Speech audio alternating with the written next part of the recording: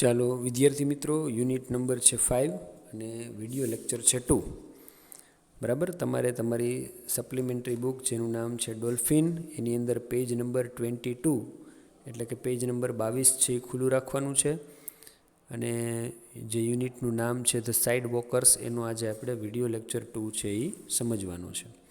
બરાબર, મોબાઈલમાંથી તમારે માત્ર સાંભળવાનું છે. તમારું ધ્યાન છે એ તમારી સપ્લિમેન્ટરી બુકના પેજ નંબર 22 ઉપર હોવું જોઈએ. સાથે તમારે પેન અથવા પેન્સિલ પણ રેડી રાખવાની છે, જેથી કરીને તમે ડિફિકલ્ટ મિનિંગ છે એ લખી શકો. બરાબર, મિનિંગ છે એ કમ્પલસરી લખવાના છે. તે ઉપરાંત એને પાકાઈ કરવાના છે, જેથી કરીને તમારી વોકેબ્યુલરી છે એ સારી થાય. અને જો તમારી વોકેબ્યુલરી સારી હોય તો એ તમને જિંદગીભર ઉપયોગી થશે. ખાલી 9 કે 10ની એક્ઝામમાં જ યુઝફુલ થશે એવું નથી, પણ સારું શબ્દ ભંડોળ આપણને જિંદગીભર ઉપયોગી થાય જ છે. એટલે વોકેબ્યુલરી પાકી કરવાની બાબતમાં કોઈ વિદ્યાર્થી મિત્રો આળસ કરશે નહીં. ચાલો, તો પેન અથવા પેન્સિલ રેડી રાખો. તો અગાઉ આપણે જોયેલું કે કરચલાનું કવચ છે એ એવડું જ રહે છે, પણ કવચની નીચેનો કરટલો છે એ સમય જતાં એનું કદ છે એ વધવા લાગે છે, અને જેથી એનું કવચ છે એ ટૂંકું પડે છે, શરીર છે એ મોટું થઈ જાય છે. એટલે જ્યારે આવી પરિસ્થિતિ ઊભી થાય ત્યારે એનું કવચ છે એ તૂટી જાય છે. સો હવે આપણે આગળ જોઈએ. When the crab increases in size, એટલે જ્યારે કરટલો છે એ કદમાં વધે છે. ઇન્ક્રીઝ એટલે વધારો થવો, અને ઇન્ક્રીઝિસ સાદો વર્તમાનકાળ છે. ક્રેબ છે એ ત્રીજો પુરુષ એકવચન છે, એટલે ક્રિયાપદની પાછળ એસ લગાવેલું છે. તો જ્યારે કરટલો એના કદમાં વધે છે ત્યારે there is a split in the lower portion of the cell, ત્યારે કવચનો નીચેનો જે ભાગ છે, પોર્શન એટલે કે ભાગ, ઇંગ્લિશમાં કહેવાય પાર્ટ, એ તૂટી જાય છે. અને આ રીતે કરટલો છે એ પોતાના કવચની બહાર નીકળી જાય છે. The grown up crab comes out of it, મોટો થયેલો કરટલો પોતાના કવચની બહાર આવે છે. ગ્રોન અપ એટલે કે મોટા થયેલું. The old cell is left behind, અને જે એનું જૂનું જે કવચ છે એ એમનેમ પાછળ રહી જાય છે. કરટલો કવચની બહાર નીકળી જાય છે. This empty shell too looks like a crab, ક્યારેય તમે દરિયા કિનારે જાઓ અને ત્યાં તમને જો કરટલાનું ખાલી કવચ જોવા મળે તો દેખીતી રીતે આપણને પહેલાં તો એવું જ લાગશે કે એ ખરેખર સાચો કરટલો છે. એટલે કરટલાનું કવચ જે છે, ઉપરની જે ઢાલ છે, એ પણ આપણને કરટલા જેવી જ દેખાય છે. This process of shading of, તો કવચ ખરવાની જે આ પ્રક્રિયા છે, બરાબર, કવચ એટલે કે સેલ અથવા તો એને આર્મર પણ કહેવામાં આવે છે. આર્મર એટલે એ જ અર્થ થાય, કવચ અથવા તો બખ્તર. બરાબર, તો આ જે કવચ ખરવાની જે પ્રોસેસ છે, જે પ્રક્રિયા છે, ઇઝ કોલ્ડ મોલ્ટિંગ, એને ઇંગ્લિશમાં મોલ્ટિંગ કહેવામાં આવે છે.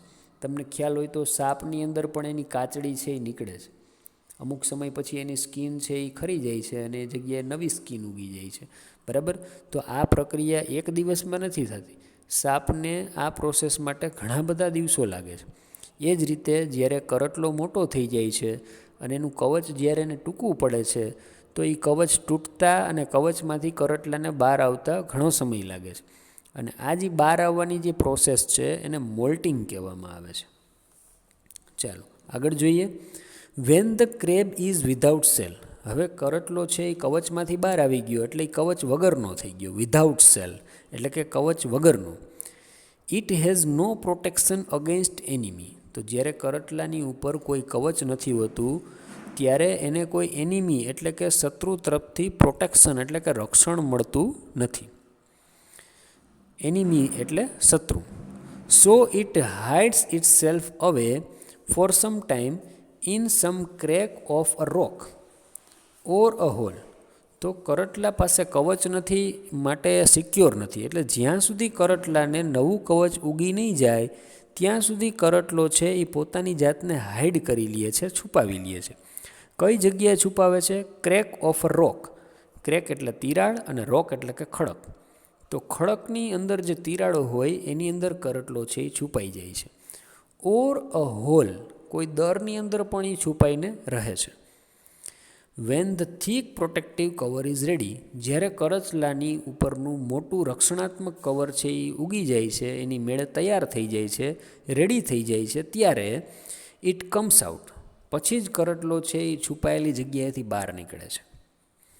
Sometimes crabs even get trapped under stones or not able to come out. ઘણી વખત એવું બને છે કે કરટલાનું કવચ નથી હોતું, એ દરમિયાન કરટલો છે એ કોઈ પથ્થર નીચે અથવા તો કોઈ ખડકની તિરાડમાં છુપાયેલો હોય છે, અને પછી કવચ ઉગી જાય છે, અને ત્યાર પછી એની સ્થિતિ એવી થાય છે કે પોતે બહાર નથી આવી શકતો, કારણ કે કવચ ન હોય ત્યારે એ તિરાડમાં બહુ ઇઝીલી અંદર વયો ગયો હોય.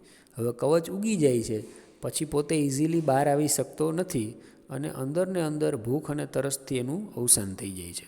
તો આવી પણ ક્યારેક ઘટનાઓ બનતી હોય છે કે કરટલો જ્યારે છુપાવવા માટે કવચ વગર કોઈ સાંકડી જગ્યામાં પ્રવેશે છે, અને અમુક દિવસો પછી એને કવચ ઉગી જાય છે, તો એ સાંકડી જગ્યામાંથી પોતે બહાર આવી શકતો નથી, અને અંદર ફસાઈ જવાને કારણે એનું મૃત્યુ થાય છે.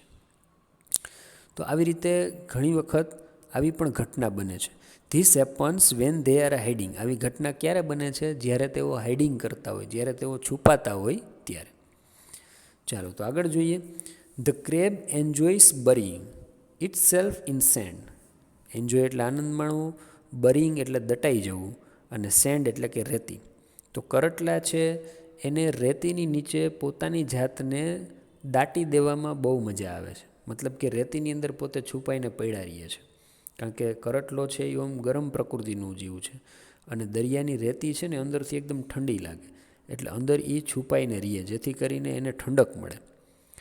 એટ ધીસ ટાઈમ, તો કરટલો જ્યારે પોતાની જાતને રેતીની નીચે છુપાવી લે છે ત્યારે only its eyes and feelers can be seen. ત્યારે આપણે માત્ર કરટલાની આંખ અને આંખની બાજુમાં જે બે ફિલર્સ હોય છે જેનાથી બધી વસ્તુને અનુભવે છે, આ ફિલર્સ અને આંખ બે જ વસ્તુ આપણે જોઈ શકીએ છીએ. બાકીનો કરટલો રેતી નીચે દબાયેલો હોય છે, આપણને દેખાતો નથી. હાવેવરનો મતલબ થાય જોકે તેમ છતાં. However it is alert to catch small insects passing by. જોકે કરટલો ભલે રેતી નીચે દબાયેલો છે, પણ એની આંખ અને એના ફિલર્સ છે એ બહાર છે, અને આ કરટલો છે એની આસપાસથી કોઈ ઇન્સેક્ટ એટલે કે જંતુ પસાર થાય તો એને કેચ કરવા માટે, એને પકડવા માટે એકદમ કરટલો એલર્ટ હોય છે, એકદમ ચપળ હોય છે, એકદમ તૈયાર હોય છે. બરાબર છે? તો આ એ હકીકતે શિકાર કરવા માટે આવી રીતે પોતાની જાતને છુપાવે છે, અને